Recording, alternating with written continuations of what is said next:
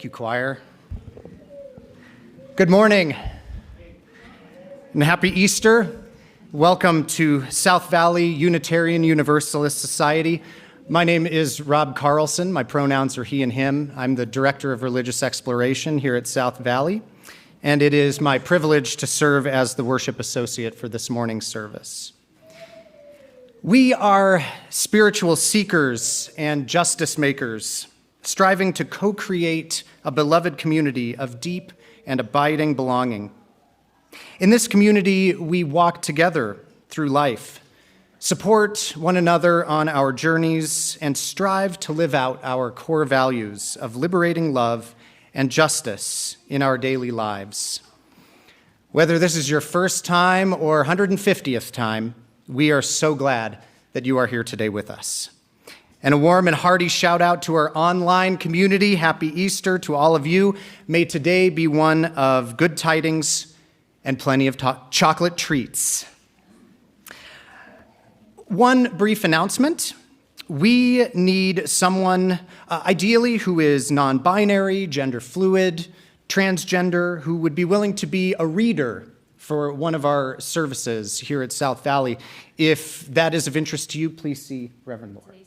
Oh, today's service. Oh, yes. Right now. Anyone? All right. Yeah, in a few minutes. We'll get up and mingle a little bit, and you can consider that. Hey, all right. Wonderful. Thank you. Thank you. Thank you. And so let us now take a moment to fully arrive and welcome one another with joy.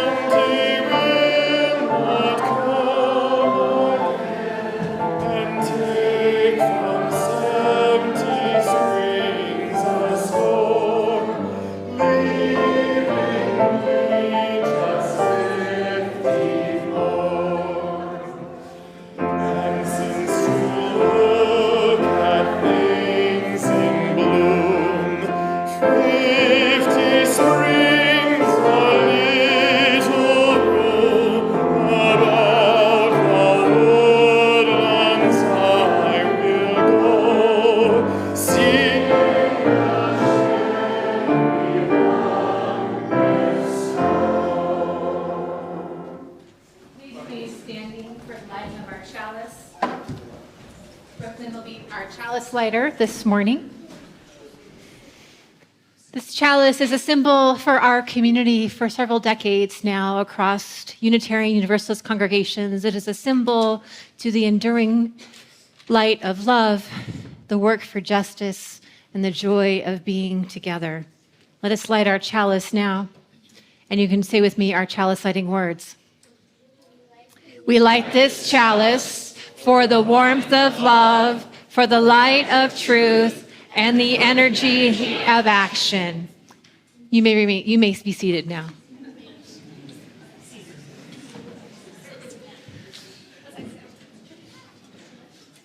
It is good to be together on this spring day.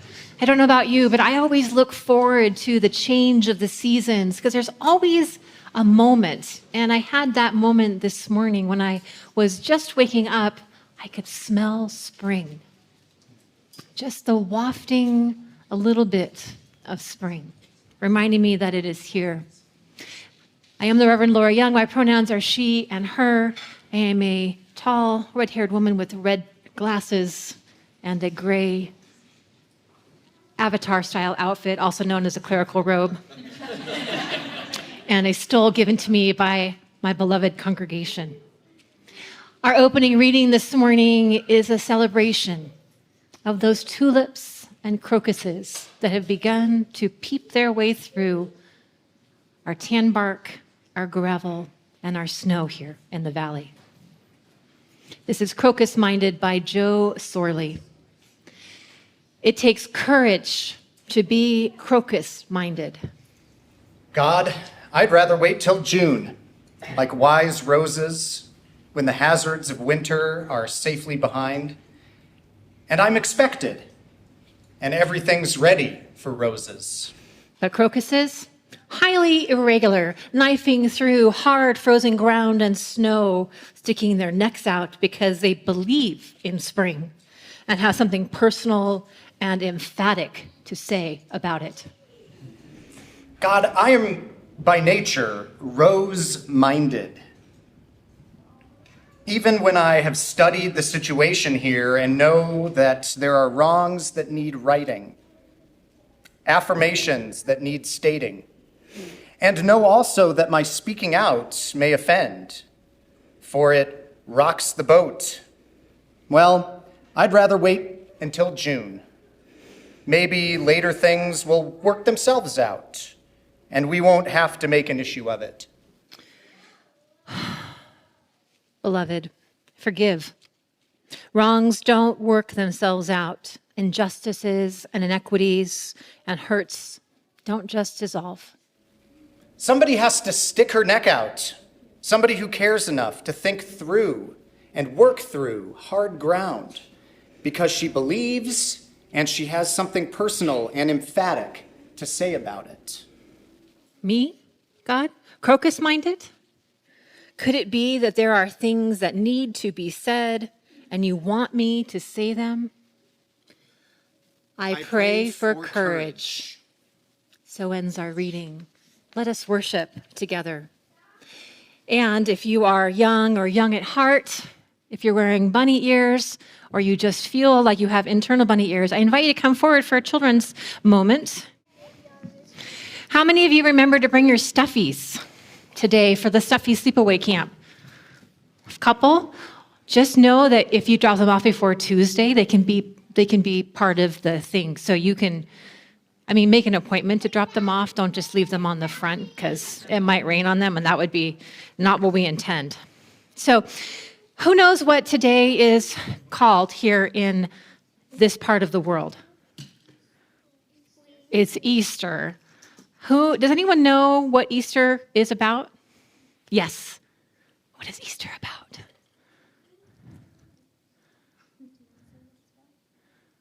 How many people think it's about the hunt for justice after worship today? A couple people, okay. Willing souls. How many people think it's about the Easter basket that you may have got this morning? Yep. Is it also a celebration of spring?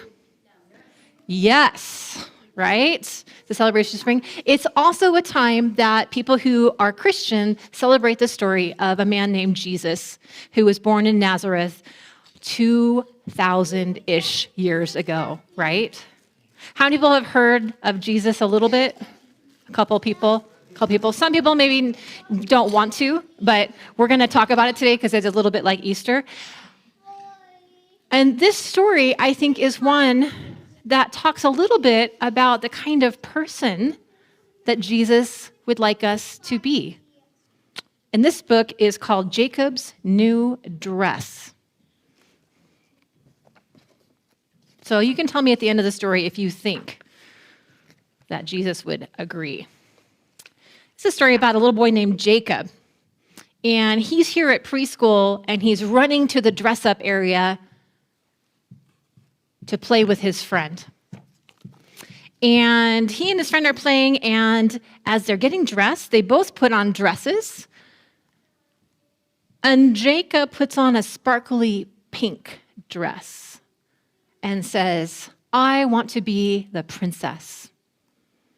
Now, Christopher, over here in the green, says, I'm not so sure about that. He doesn't think that Jacob can be a princess. And in fact, he starts to get in a little fight with Jacob about this.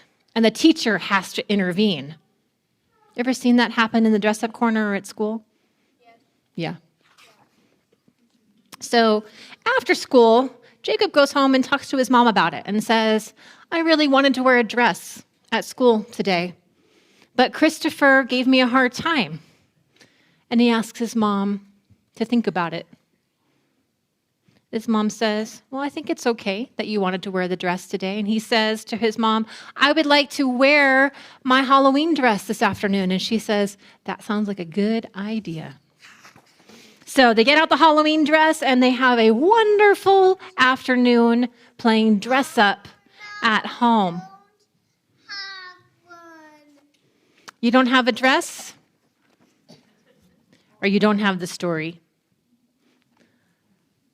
So that whole night, Jacob plays, and he decides that one dress is not enough, that he should make a second dress.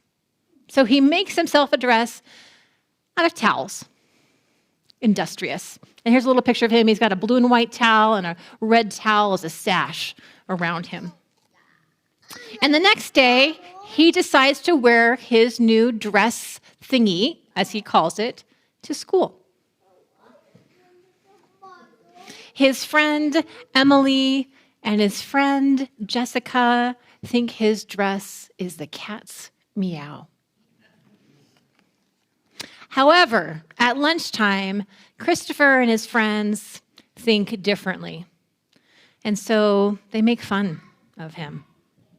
And then they take the dress and they run away with it. How do you think this makes Jacob feel? Pretty bad. Yeah, pretty bad. It's really mean, huh? So here we see Jacob with his mom after school talking about it, getting some comfort and feeling sad. And then Jacob asks his mom a really important question. He says, Mom, I really want to wear a dress. Will you make me one? His mom thinks about it, and then she gets a sewing machine out. And together they spend that afternoon making Jacob a brand new dress. And when it's all done, I don't know if you can see this, it's purple with white ruffles, and it fits just right. And he shows it to his dad, and his dad says, I may not wear a dress myself, but I think that looks pretty darn good on you. And so the next day, Jacob wears his new dress to school, and he has a great day. He plays on the monkey bars, on the slides, and on the jungle gym. And he even figures out that he and his friend have the same colors in their dresses that day. They both are wearing purple and white. And then it comes time for show and tell. My mom and I made this dress, Jacob said proudly at circle time. We used her sewing machine. Why does Jacob wear dresses? Interrupted Christopher. And his teacher paused and said, I think Jacob wears what he's comfortable, just like you. Not very long ago, little girls couldn't wear pants. Did you know that? But now we can. Christopher shook his head. I asked my dad, and he says, boys don't wear dresses. And Jacob rubbed the hem of his dress, looking at the little stitches he'd sewn himself the night before. He could hear Mrs. Wilson and the other kids talking, but their words sounded very far away. And yet, on the playground, when Christopher yelled, let's play tags, boys versus girl, Jacob, you're on the girls' team, and a bunch of the kids laughed, Jacob felt his dress surrounding him like armor, like a shield. Soft, cottony, magic armor.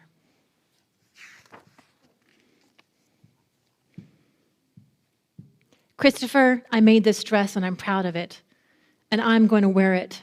And you know what else? You're it. And he ran away, joyfully delighted in his purple and white dress, knowing that he can be whoever he wants to be. And it just took a little bit of courage, a little bit of perseverance, and some good friends to get through. So, what do you think of that story? A couple comments? I loved it. You loved it? What did you love about it? I don't know. You don't know. You just loved it. That's fine. That's fine. Any other people want to say? Etla. I like that Christopher wore what he wanted.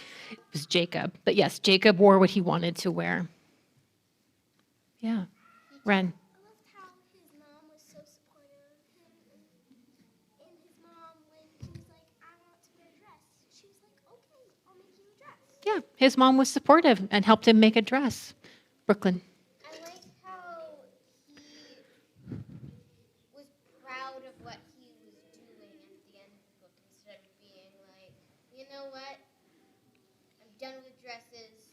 Even if I want to wear them, I get made fun of. I'm not going to wear them anymore. But instead, he just said, you're it. See ya. See ya. I'm out of here. Yeah. Peace out, man. Yeah. So, but it was a journey, right? It was a journey. He didn't start out that way, but he became that with support from his friends and family and his own sort of internal courage along the way. So, you know what else is happening today other than Easter and egg hunts? Candy, yes. It's also Transgender Day of Visibility. And you might have seen when you walked in that we had pink and white and blue flags on the front lawn. Those are transgender flags. And as a community, we honor and support all the ways that we express our gender and our sexuality in the world. And we take a special time today to remember that everyone needs friends and support along the way and becoming who they really are as a human being. Okay. Today is Intergen, so you're going to go back to your families. I promise to be entertaining as possible for the rest of the service. This community, our church and its many ministries, are only made possible by the gifts you give of your time, talent, and treasures.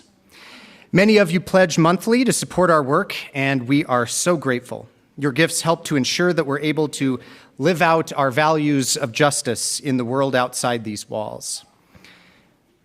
This morning's offering is dedicated to our Samaritan Fund. This fund is available to those in need in our community and provides emergency cash support for rent assistance, food, gas, and medical bills. This is one of the ways we live into our values of compassion and justice as a congregation. So please join me in reading our offertory words. We are this church. We are its hands, its heart, its voice. Together, we share the wealth of this community and sustain it with our gifts. We will now accept the offering, and for those of you at home, you are invited to give using the giving link in the online order of service, and I invite the ushers to come forward.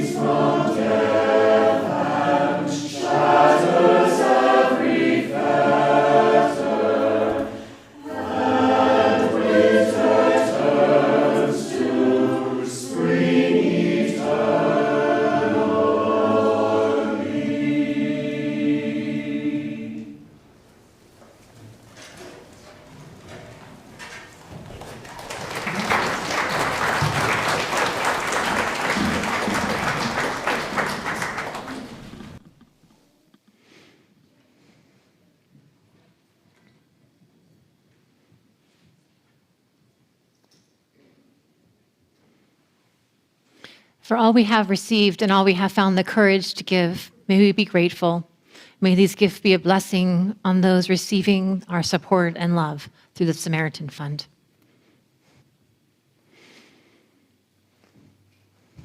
Our reading this morning will be in two voices. I'd like to invite Sophia and Lauren to come forward to share with us at this time. Child, I know you think yourself doomed, written out of history or else, kept slinking in the shadows of alleyways, disappearing into unforgiving crowds, putting on airs in strange bedrooms, spoken over and denied, a place, a heart, a conscience, a home. I know you have struggled to synthesize yourself into something logical, singular. They have retold you into an outsider, amalgamation of sinners, the repentant fool they would make out of you, if you let them. I know you are not what they have made you out to be. You are, in fact, good, and much more. I have seen you with my whole heart, and this is what you need to know. You never were and never will be a singularity, in the sense that you will never were and will never be a single thing. You are a singularity in the sense that you are the celestial point from which the universe of yourself will burst forth. It is the nature of people like us to be pluralities, multiplicities, code switchers, rich with motion, speaking in tongues, contouring the canon of love and sex and gender to fit our bodies, not the other way around. Even at rest, we never stop moving. Child, they will try to keep you from yourself. They will try to write you out. They will smear your good name.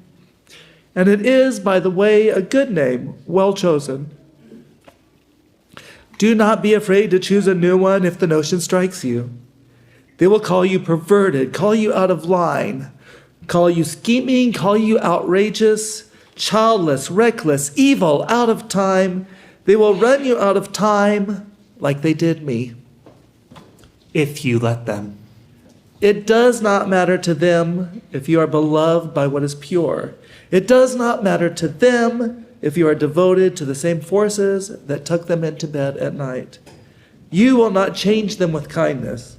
They will eat you alive if you try. So protect yourself with the truth, and with the blades and bullets and fists and tooth and nail, and give them no further thought than that. Child, we are something else. We make ourselves holy. Who are they to claim power over us? They may dictate history, but we are the ones who live it.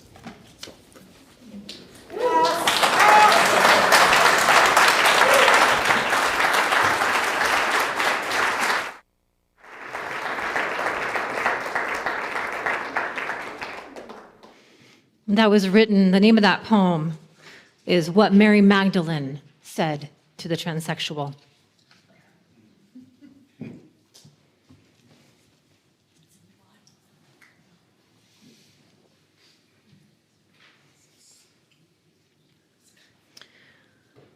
So in many Christian communities across the world, today is Easter Sunday. For other Christians in the Eastern and Greek Orthodox traditions, Easter will not occur until Sunday, May 5th. For both, though, it is a sacred day reserved for remembering the life, death, and resurrection of Jesus. Now, there have been many ways of understanding this story. Many are life-affirming, and some are decidedly not. Some people take this story to be a literal truth. Others approach it as a mystery, and still others understand its truth to be metaphorical lessons, a wisdom tale for humanity.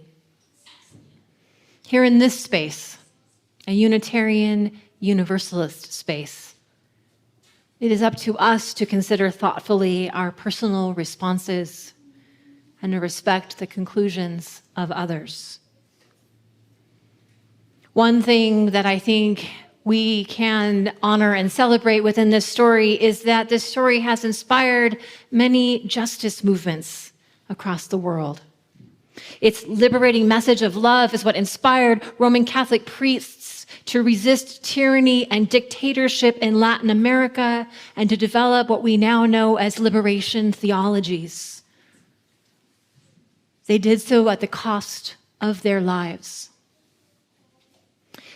This story has also been the bedrock of the Black church and of the civil rights movement. For it is a story that insists that love overcomes hate, fear, oppression, and evil. And that the quality of love that is most important to know and to understand is that love is endlessly committed and capable of entering in and being with us in our suffering without fail. It is a story of survival, determination, and perseverance. And it doesn't hide the facts on the ground, the harsh realities that we all must contend with, especially if we are someone who has lived our lives outside the gender binary. Which is to say that it is a complicated and violent story, as much as it is a beautifully heartbreaking and radically liberating story. And anyone who tries to deny this, tries to sanitize it, to simplify it, or who places themselves in the role of the hero, they should not be trusted. They might be bullies. As we look out upon and across the world these days, it is clear that bullies are among us. That in fact, they are quite common.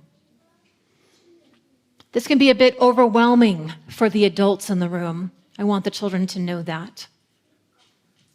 For children, I think, are very well acquainted with bullies. But as adults, we sometimes like to imagine that they have disappeared.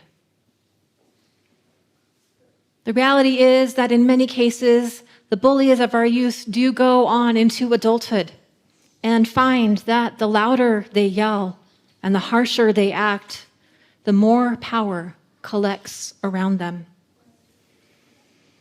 Because the truth of power is that power loves certainty. And so do human beings, especially when things feel uncertain, we crave an extra layer of certainty, especially in times of uncertainty, which is, of course, all the time, and right now, too. Dealing with bullies as an adult is at least as difficult as it was when we were younger, maybe even a little bit more. For the adult bully is often better resourced and more skilled through years and years of practice. However, as adults, we also know that bullies are incredibly predictable. They always make the same kinds of mistakes, and these mistakes are ultimately what is their undoing. Sometimes when I have come across a story of a bully in the newspaper, I think, have they not read literature? Can they not see where they are headed, that the story always ends the same? However, simply knowing the pattern of a bully does not mean it is simple or easy to address that. And that is why we have written and passed down stories of survival and triumph over bullies to one another over time. Because we need help. And we need reminding that while bullies exist, there are ways of dealing with them and even preventing them in the first place. That bullies can and ought to be resisted. And given the right conditions, can be disarmed, overturned, and nullified if we apply grit, determination, perseverance, imagination, and we do so with a group of friends. I learned that, by the way, from the Avatar, The Last Airbender. Not Jesus. But I am sure that Jesus would agree. You're welcome for that. Now back to Jesus. Jesus is captured, subjected to a mock trial, and then sentenced to death by crucifixion under Roman law for speaking truth to power. He dies, and as you know, as the story goes, he dies, and then 3 days later, he rises from the dead, thereby demonstrating that not even death can stop the salvific nature of his love for all the world. For Christians, this is a testament to the nature of God as one who sees, hears, knows, and is with us, within, among, and beyond, no matter what. At the time, this was a radical idea. The Roman pantheon of gods was not particularly interested in partnership with humanity. This was a radical idea at the time, that God is not just a distant overseer of creation, but in fact desires relationship with humanity and is willing to be enfleshed, made incarnate, be born of a woman, serve the downtrodden, speak truth to power, and suffer the consequences even unto death and torture in order to model for all humanity that we too can do the same. Hopefully without the crucifixion part. And our Avatar protagonist, Aang, the last airbender, is descended from the masters before him, hidden from humanity for 100 years in a glacier, and unleashed by an earthquake when the time is right to heal the world. Now, Aang is too young, too small, and too unskilled for the task that is given him, the salvation of the entire world. But he persists anyway, gathering friends, asking questions, and preparing his mind and body for the final showdown with the evil Fire Lord. And when that day finally arrives at the height of the battle, when Aang has the opportunity to destroy once and for all the Fire Lord, the ultimate bully and persecutor of the people, Aang realizes that to conquer and destroy is not and cannot be the answer. That instead, the ultimate win is to take on the suffering of the Fire Lord, make it his own, and thereby transform evil and suffering back into love. I've seen that episode at least a dozen times. My kids and I would binge watch this series on rainy days when they were younger, and we might have done it last Christmas as well, even though they are 21 and 18.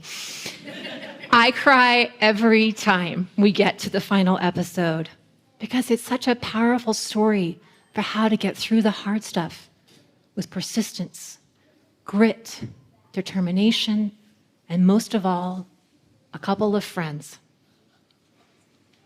Now, both stories, Jesus and Aang, reveal to us something essential about our humanity, that no matter how flawed, how scared, or how unready we feel that we are capable of greater things than we imagine. And that if we apply our imagination, grit, determination, and perseverance, we can resist, undermine, undo, and nullify the bullies of the world. I think Aang and Jesus both want us to listen to their stories and to know also that we are stronger than we are apart. That the lone heroes of the world rarely succeed. And I think Jesus and Aang both want us to also know that all powerful regimes, bully leaders, and bullying systems eventually fail under the weight of their own hypocrisies. And that thus our resistance, our undermining, and our prevention of bullying behavior is worthy of our collective attention and effort.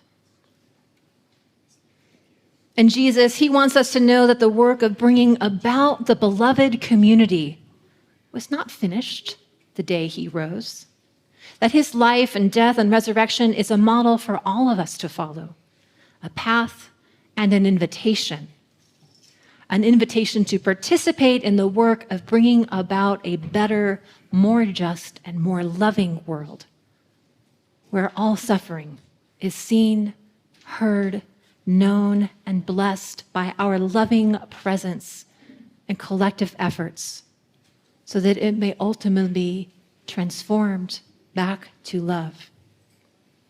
The point in both stories is to keep going and to go together.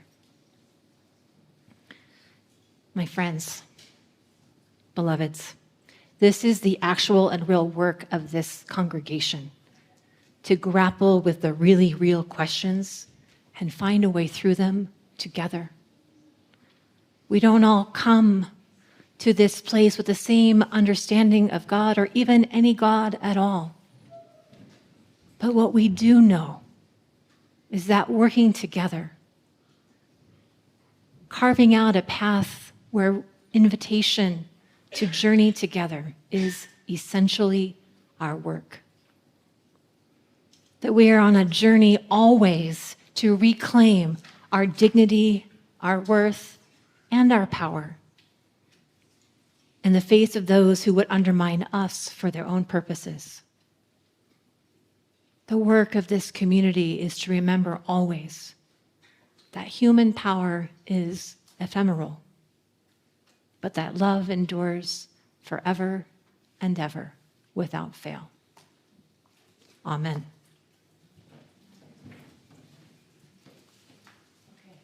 Now we're going to do a ritual together. I'm going to let Robb lead us in. Okay. The hard work, the work of Easter. We're going to live into that a little bit as we consider this ritual that we will move through together. We have a station up here with a world map and some glass beads. And in a moment, you're going to be invited to come up, and we have a prompt here on the station, and you'll be able to do some interaction here. As you come up, you'll see that the words on the prompt are throughout history. Empires have risen and fallen. Countries have converged and diverged for reasons often religious or political. And communities have evolved their understanding of what it means to bring about peace and prosperity for all beings. And so as we consider and yearn for peace here on our blue boat home, our planet Earth, and in our communities, we invite you to take one of the glass beads and place it somewhere on the map that has stirred your thoughts recently, or has been on your mind, on your heart, or in your prayers. As you do so, notice the narratives crossing your consciousness and where perhaps you feel them the most strongly. If you feel uncomfortable or overwhelmed, perhaps pause and notice that as well. Working to bring forth the beloved community is hard work, and thus we must do it together with love. And so as you interact with this ritual, consider the following questions. What do you bring to the table of justice? What nourishes you? How do you support others? And how can we all work together better? Reverend Lora, would you say a word about how we will physically move through? So I'm going to have you process up this side today. I know we normally do that side for joys and sorrows. Come up this side. That way you can interact along and at the end of the table before you head back down. We're going to conduct this in silence. And that will be both our meditation and our ritual together. We've named this ritual Hope for Humanity Made Real. So, as you feel ready, willing, and able, I invite you to come up this aisle and interact with our table.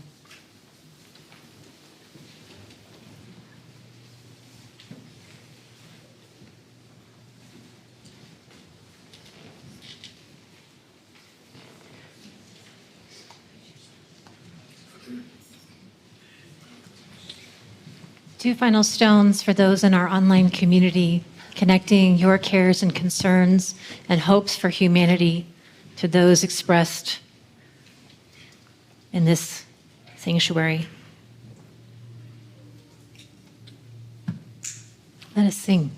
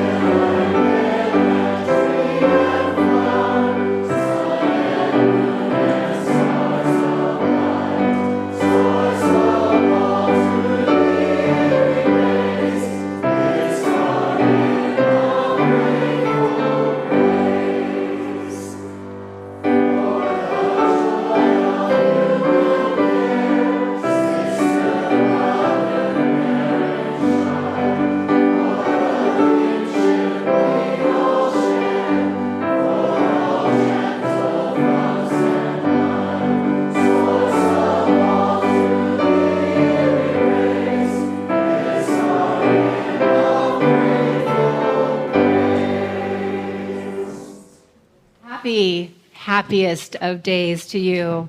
May this Easter bring you joy, connection, a certain perseverance and grit, and the determination to gather a few friends and keep on going. Please be seated for the postlude. And let us extinguish our chalice. You can stay seated for the extinguishing too. No, have to. In the choir, you can start coming up. We'll just do it all. Get a little cattywampus here. Just wait till the hunt for justice, man. All right. So, we extinguish our chalice, but not the warmth of love, the light of truth, the energy of action. We hold each other in our hearts until we meet again.